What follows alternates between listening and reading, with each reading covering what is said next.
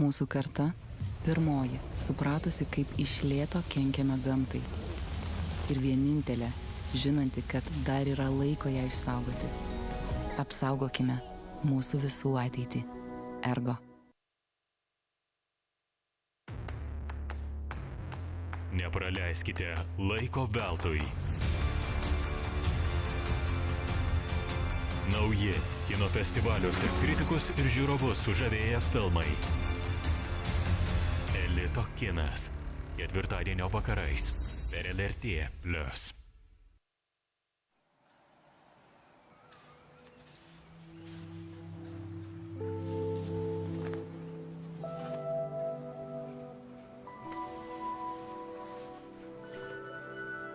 Kad būtum, reikia kito. Kino Pavasaris. Kovo 24, balandžio 3 dienomis visoje Lietuvoje. Didysis partneris Ergo draudimo grupė. Informaciniai partneriai LRT 15 min žmonės.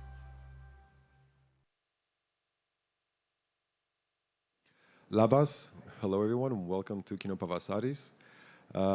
Just like to give a warm welcome to our also online audiences, which we invite to participate in our in tonight's discussion Q&A session for a very special film that we have in our program in our Critics' Choice section. It is Sean Baker's latest film, Red Rocket, which premiered last year in Cannes, and we are absolutely delighted and thrilled and happy to have with us live Sean Baker. Sean, hello and welcome. Hello, how are you?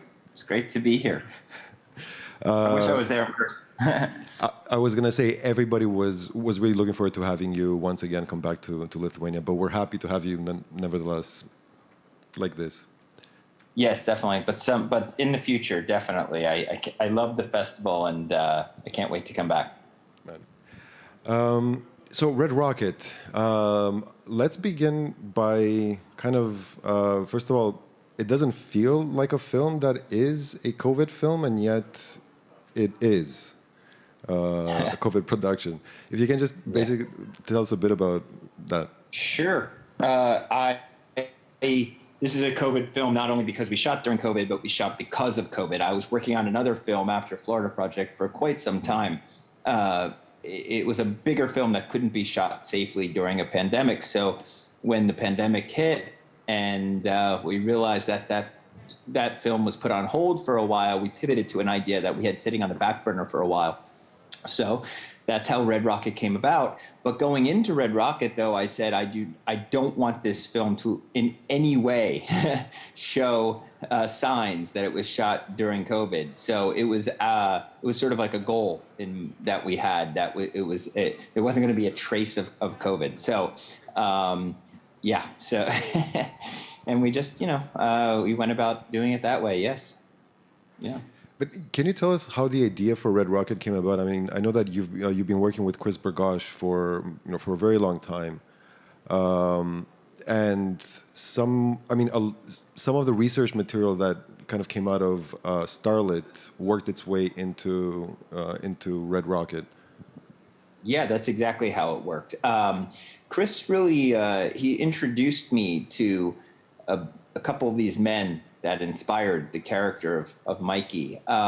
When we were working on Starlit together, we were exploring the adult film world here in California, and getting to know the different participants in that industry, and we came across this archetype that they refer to in the industry as suitcase pimp. There's like this slang term that we have in the film, obviously, and it's a derogatory term that I guess men who are seen as suitcase pimps don't like this term because it's male talent that lives off of female talent in this world. So it's obviously something that these men don't want to admit to or see themselves as. So we realized that there was like a handful of men that had very similar characteristics, and in interviewing them, they had the same outlooks on life and the same sort of ignorance and the same total ignorance to the fact that they had negative effects on other people's lives. And so all the characteristics you see in Mikey, I saw in these men. And we knew even back then, this was 2012, 2011, when we were shooting, where we said, there's a whole other movie with one of these men. And someday we'll get around to doing a character study of one of these guys. And so that's how it happened. It was right after Florida Project that we were entertaining the idea of doing this. So we actually broke this story pretty quick. And I mean pretty quick. It was over the course of a weekend that we already knew the beginning, middle, and end, because we had heard so much from these guys that it was very easy just to apply it to a plot-driven narrative. And but then again, it just sat there for 3 to 4 years. So when we pivoted back to this idea and decided to move forward on Red Rocket, it was already pretty much fleshed out. I just had to continue fleshing it out when I got on the road and started location scouting in Texas and getting to know the local flavor. That's when it fleshed out a little bit more, obviously, right in pre-production. But the good thing is that we already had this, the skeleton of this story ready to go. But I mean, skeleton as is, it really wouldn't kind of hold up without Simon Rex's performance. I mean, he's almost like meant for this. Can you tell me, I mean, was he always at the back of your mind to cast him as Mikey? Yes. Actually, there were a few different actors that I was considering, but he was definitely one of them. And I think he was the front runner because I remember back when we broke that story around 2017, I remember texting one of my producers, one of his Vine videos. Remember that app that was around for a little while, like TikTok? And he was very present on Vine. And I said, if we ever make Red Rocket, it's going to be this guy. So he didn't even know about this until 4 years later when we decided to make it. We reached out to him, but no, he's been on my mind for quite a while. I saw a lot of potential in him over the years. I was watching his career. We're pretty much the same age. So I remember when he broke on MTV back in the 90s, and I was just watching his stages of, how he remained in this Hollywood celebrity industry, whatever you want to call it. He remained in there by there was a survival, the one characteristic that I always say is similar between Mikey and Simon is that they have a drive. They're continuing to stay in the game no matter what. And I saw that in Simon because every time there was a new platform that came around, he embraced it and became a part of it. When he did, he went into comedy and got into the Scary Movie franchise, and then he did rap comedy, sort of like a comedy rap album. It was a big hit called Dirt Nasty, and that continued his career. And then when social media came around, he embraced that. So I was always impressed by the fact that he kept in the game, even though the industry, they weren't giving him the roles I thought he deserved. Because I could see even in his little 6-second comedy acts that he understood delivery and dramatic acting. And so I was always perplexed by why the industry weren't embracing him a little bit more. This raw talent that was obviously there. So, hey, I'm just lucky enough to be the guy who put him in his first lead role, I guess. I mean, we'll talk about that, but I think you're more than lucky. You have a certain your talent for really scouting actors, small actors or actors that are kind of ignored somewhat by the industry or non-professionals is but I will get to that kind of topic a bit later. Just to kind of focus a bit more on Simon and on Mikey, like you were mentioning, he's like a force of life. And what's really interesting is that, you do kind of put a focus on the American dream, as kind of seen from the perspective of outsiders. And for me, I always saw Mikey as this kind of libidinal entrepreneur, you know? Yes. Yeah. Yeah, you got it. I looks like I hate to self-analyze, because I think it leads to contrivance, and leads to any time that an artist is too self-aware, I think of perhaps the themes that he or she is tackling, I think it can get dangerous. But I do look back at my films and realize that I've been focusing a lot on the underground economy, you know, those in the US that are not allowed for whatever reason to participate in the legit economy. Yeah. So therefore have to, in order for, you know, because for survival, you know, turn to, you know, underground ways of making money. And this is just something that I'm fascinated with for many reasons. The fact that we are so, you know, we celebrate this, you know, this capitalist system here in the United States. We worship money, we worship material goods. Yet there are so many people in our population, in our society, that don't have access to this and still have to survive and still have to make it.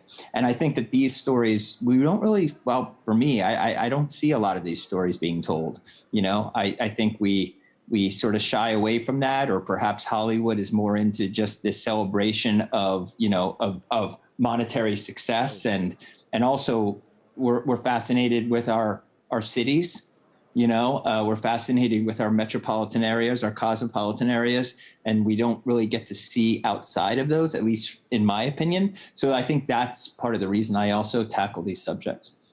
Which also is very much kind of part of, I guess, almost the political coverage that you do, you know, placing the film right before the election. You know, I mean, you're essentially looking at people that, you know, and post-election have kind of come up as, you know, the ones that were left behind, the ones that weren't really engaged by the state.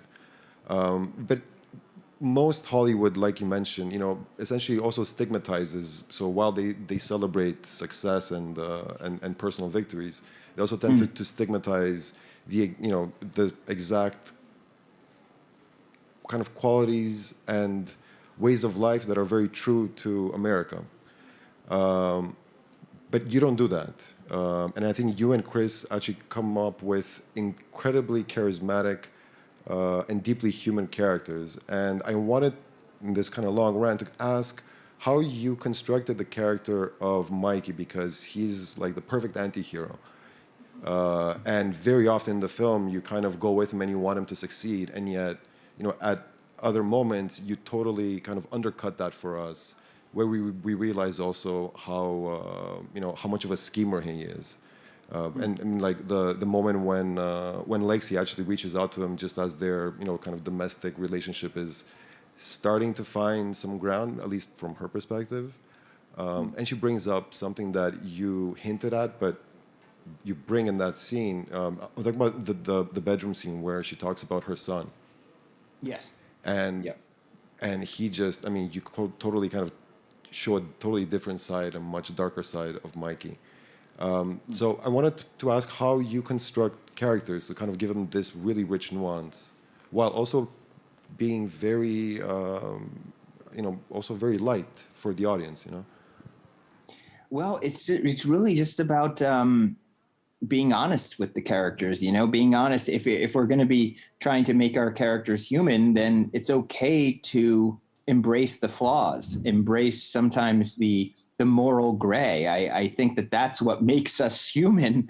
And that's what, again, it's like, I think my films are a reaction to what Hollywood is not doing, you know, where they tend to just make these sanctified characters, these saintly characters that can do no good, can do no wrong, or have like these big arcs where they learn a moral lesson, the morals of, you know, this puritanical world we live in right now. So I I'm not interested in that, actually. I look at films that have influenced me, that have inspired, stories that have inspired me. And those are ones that actually make me think, ones that actually put me in an uncomfortable place, because you know what? I may identify a little bit with that character as so many flaws. And I think that actually is something that's way more fulfilling as an audience member. And I want to be engaged. I want to actually think about somebody's actions and then think about my actions. So we just go about it and doing it, just approaching it in a very honest way, and not afraid of audiences' reactions. We understand that it will be polarizing. We understand that it will be divisive. It's okay. I mean, I look back at the films of the 70s and 60s and 70s, and foreign cinema in general, and I find that there was always that lack of fear, when approaching these sort of stories and characters. And I feel I'm missing that a lot, in contemporary cinema. So that's really how it is. We knew with Mikey, especially, that he wouldn't change. I mean, that's part of his character. That's one of his characters, is that he's in such self-denial and in such survival mode that there is no change. And I think that that's one of it's an interesting thing to be reading a lot of like the reviews on, Rotten Tomatoes or on Letterboxd, where it's like people were, well, why isn't he changing? Why isn't he learning his lesson? Well, that's not the story. I'm not interested in that. I'm interested in some guy who is never changing. So I hope I answered your question. Yeah, definitely. We have quite an audience here. I just want to also throw it to them and see if anybody at this point has any questions, curiosities, thoughts, feelings. We do already. Hello. I was wondering, thank you for a wonderful film, by the way. I was wondering, was Mikey actually in love with Strawberry, if I remember her name correctly?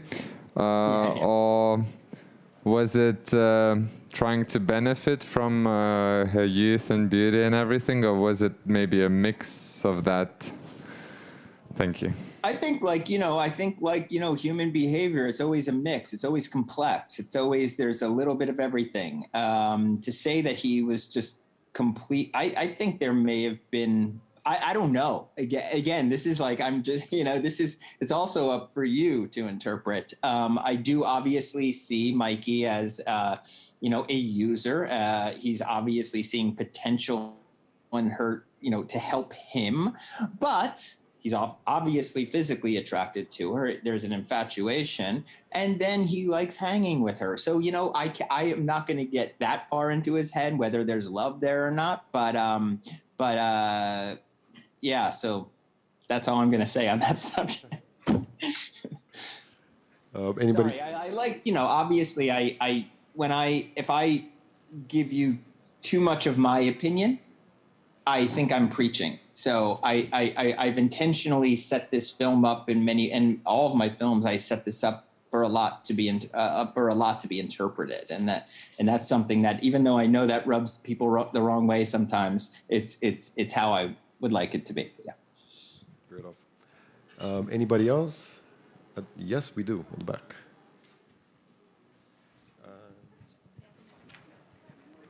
All right. Good evening. Thank you for a wonderful movie. Just the last scene in the movie itself, is it the end of the story? If I may ask, of course. Again, it's really up to you. There's many different ways of actually interpreting not only the ending, but the entire relationship in general. I've heard some people say that the film, perhaps the Strawberry Mikey relationship, is a retelling of the Lexi Mikey story. Some people have said it's just completely in Mikey's head, his way of coping with his new existence, having to return to the town he never wanted to return to, and his ex-wife so perhaps it's just a dream that he's having underneath a tree.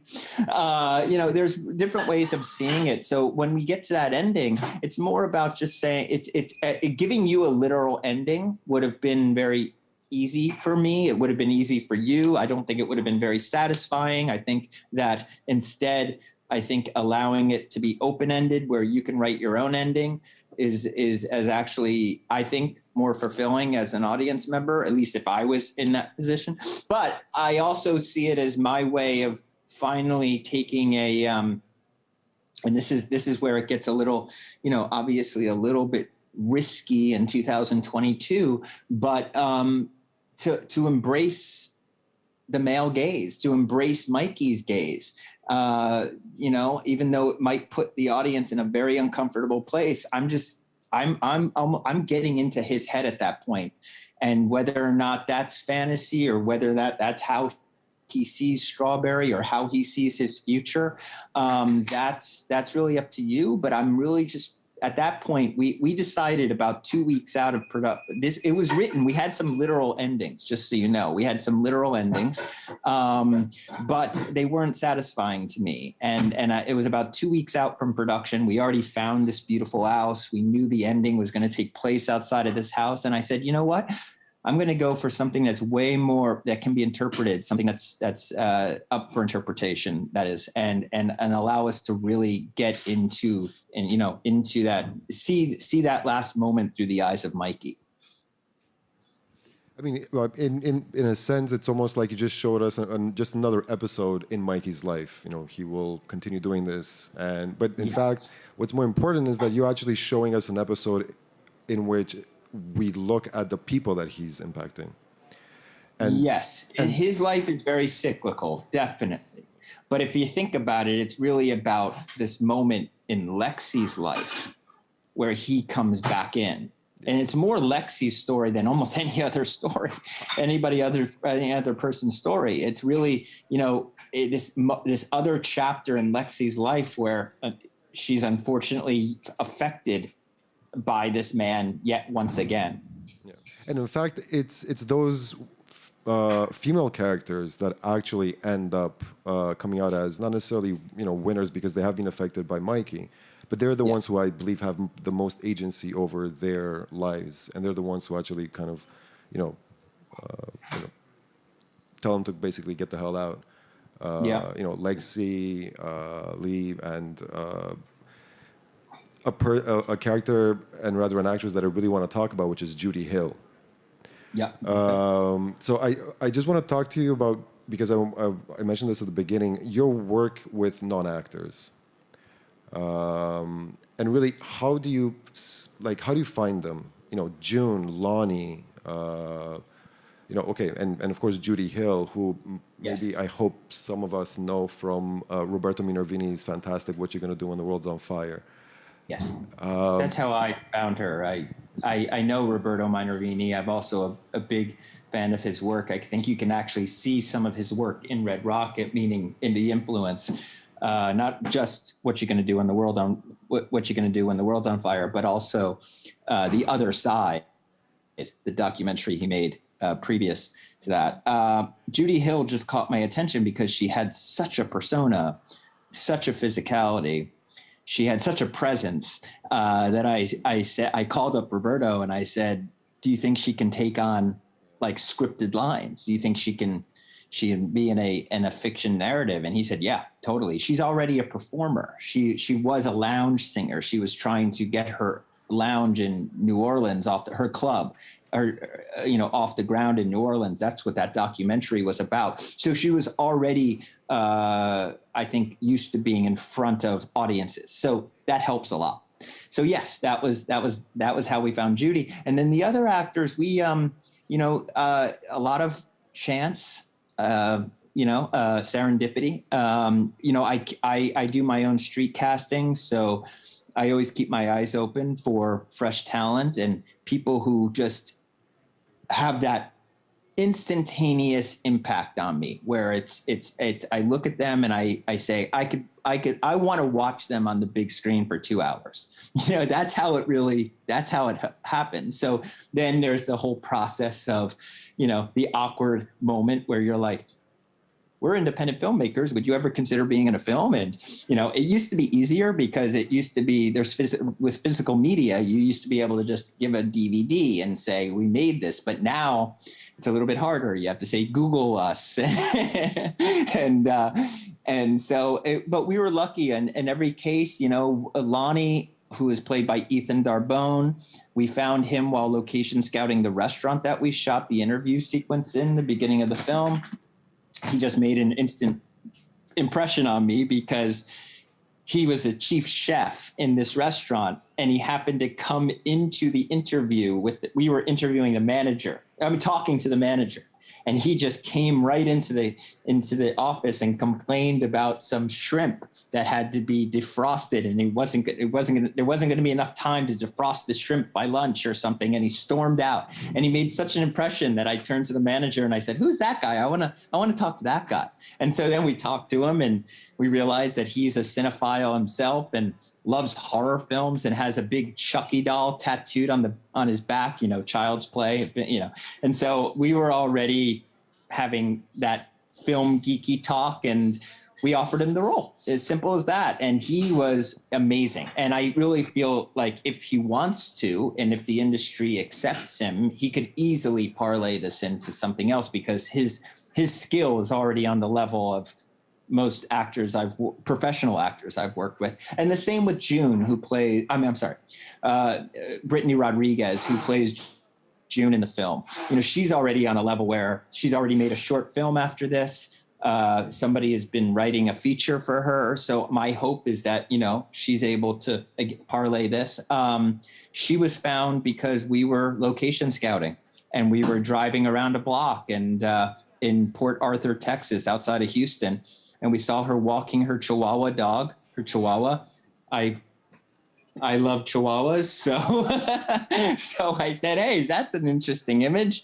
Let's approach her. And she looked at us in a weird way and said, for a moment, there was that awkward silence when we pitched her this idea. And then she said to us, I'm an artist myself. This sounds right up my alley. I'm going to watch your film Florida Project, and I'm going to email you tonight. And she went home and watched Florida Project, and she emailed us and said, I want to be part of your film. So that's how that worked. And it's different with every person. There's a lot of lots of chance meetings, but I've been very lucky, again, extremely lucky that throughout my career, I have found raw talent that have that talent and enthusiasm and want to collaborate. Yeah. And I think here we should also speak about Samantha Kwan's ability to actually kind of work with these non-actors on set. Yeah, she's right over there. We're married. She's also the producer as well as life partner. Yeah. Yes, and so she on Florida Project, I asked her to help me with the children. And it was so helpful because, she is a trained actor and she coaches, and she was so wonderful with the children. And then I also gave her the parents, the two mothers in Florida Project. I said, Bria is a first timer, and Mela has only been in one movie. So maybe I need help there too. And that's where the relationship started to really form, where I relied a lot on Sam to help me out, because it takes a major weight off of my shoulders. I'm able to I can spend time on other things and then come back to see their progress. They'll be workshopping scenes and improvising and getting to a place where, Sam thinks she's getting them to a place that I'll like, and then I'll come in and either approve or not approve, and it's been really great. It's been really wonderful. So especially with this new film that has a ton of first timers, Sam was able to work closely with them. And again, each individual needs their own, their own sort of attention and everybody's comfort level is different. Brenda Dice, who unfortunately has passed away. I have to tell you all that. It's very sad. She had a stroke about a month and a half ago and passed away because of complications from that stroke. But she was an incredible, just a sweet woman who grew up who lived most of her life in Texas City. So when she came onto the project, she had never acted before, and she was able to work with Sam and also with Bree Elrod, who plays Lexi in the film. And Bree, by the way, is a 100% professional. She comes from the theater world. So, getting Brenda to a place where she was comfortable and she was really enjoying herself. It was really amazing to see that where Brenda, who plays Lil, again, I don't know if I mentioned that, Lil, where Lil and I would watch Brenda and Bree together on the couch between takes. And it was like watching mother and daughter. It was really special because everybody became friends, and Brenda really enjoyed her time on set. She was actually like, when we wrapped her character and we didn't need her anymore for like the last week of shooting, she was actually like kind of showing up on set and saying, I miss you guys. I want to, So it was really a great relationship. She's such a sweet woman and helped us out in so many ways because she really informed us about giving us a lot of local slang and color and she helped us out with the accuracy too. That's always a very important thing with people that you cast from the community that you're focusing on. They can help you out with, on a consulting level on whether or not you're representing correctly and how accurate you are. So unfortunately, we don't have a lot of time left. But on that note, actually, I wanted to ask you why you chose Texas and basically kind of bring in a couple of more discussion points, which, for one, I would kind of consider Red Rocket also perhaps one of your most overtly political films. And you make a very good move. I mean, not a good move, but you make a point of kind of dropping all these little hints of local history that are very important, like the Texas killing fields, like the port, which was a very important place for the slave trade. The oil refineries that are always in the background. If you can if you can talk a bit about that. Sure. That came about in a very organic way, to tell you the truth, because, we didn't know where we were going to shoot. We knew it was going to be the Texas Gulf Coast because I wanted to, have the backdrop be the oil and gas industry, just because that's such a politically hot and polarizing topic in the United States and in the world, obviously. So, so when we started our location scouting, we started south, way down at Corpus Christi, which is way south in Texas on the Gulf. And we drove all the way up and we fell in love with every refinery town that we came across. But it was when we came into Texas City that really spoke to us. And then it was about learning the history of that area. And that history, it almost seemed too good to be true in terms of we were already dealing with the theme of history in the film between characters. Like obviously Lexi and Mikey have a long, very complex history. And so we were already dealing with that theme. So finding a location that was also rich in history really complemented that theme. And I learned a lot. I didn't, and there was stuff that we left out. I mean, I don't know if you know, but, Galveston is where there were in 1900 is the greatest natural disaster in U.S. history. There was the hurricane that killed 15,000 people. It has this very sad history about it. And then also on top of that, I don't know if you know, but the Juneteenth is where it's the history of Juneteenth took place in Galveston, Texas. So you have all of this dark cloud of history on top of this location. And I thought that was, and again, that came about just because kind of serendipity. We found this place and then realized how much it actually complemented the themes of the film. So hope I answered that question there. Yeah. You did, and I would just like to add that you almost prophetically, the shot when Mikey gets dropped off, and finally the owner of the house actually kind of confronts him. Watching the film, when we saw like now especially, it takes us back to the Black Lives Matter protest in Missouri with the couple that came out and threatened the protesters. I've actually never made that connection in my head. That's an interesting one. When it comes down to that, it was just like, look, this is Texas, all right? We're going to have to show a gun at some point. We don't need to fire that gun, but we're definitely going to have to show the presence of guns. That's about the extent of that. But that's an interesting. I've never thought about that actually.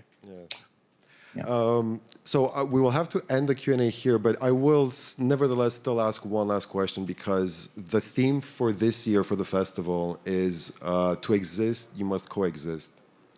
And we would like to, we always invite our guests to, lend their thoughts on the theme and perhaps how it might connect with their own films. If you have any thoughts. To exist, you have to coexist. Well, with my film, with Red Rocket, if you think about it, it's really about the community finally coming together, banding together to help one another and get this guy out. If you think about it, you have it ultimately it's the strength of this sort of this matriarchal community that takes charge and is able to, as you said, they might not be winning in the end, but it's their bonding that actually rids them of this toxic presence. So if anything, I see it as obviously a very important theme, where it's like, in order for us, we need each other to get by, so. Wise words. Thank you very much, Sean. Thank you all for being here. And once again, ačiū from everybody in Lithuania. Well, thank you guys, and hopefully see you soon. We hope so too. All right. Bye-bye. Bye.